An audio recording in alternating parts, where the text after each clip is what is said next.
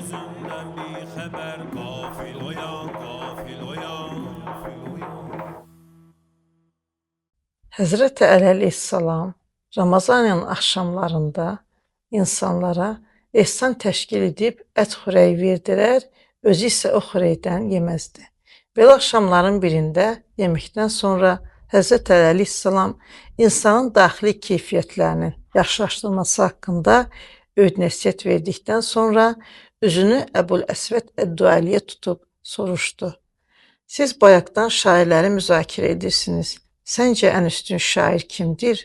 Əbu'l-Əsvəd əd-Duəli bir neçə misranı misal gətirərək ən yaxşı şairin cahiliyyət dövründəki Əbu Davud Əl-İyadi olduğunu söylədi. Həzrəti Əli əleyhissalam buyurdu: Ən üstün şair azğın padşahdır. O, cahiliyyət dövrünün məşhur şairi İmrul Qeysi nəzərdə tuturdu. Əli əleyhissalamın şeir divanında elm, ədəb haqqında çox gözəl nümunələr verib.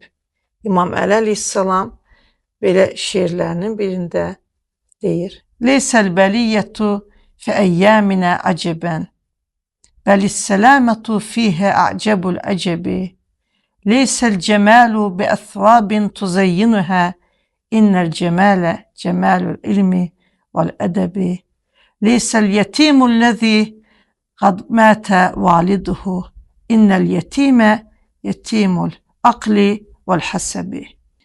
Bugünkü dövrümüzdə bəlaların olması təəccüblü deyildir. Bu dövrdə salamat qalmaq ən təəccüblü şeydir. Sən öz zinət verdiyin libaslarının gözəlliyinə baxma. Əsl gözəllik insanın elmində və ədəbindədir. Yetim o şəxs deyildir ki, valideyni itirib. Əsl yetim odur ki, onun ağlı və heysiyyəti yoxdur.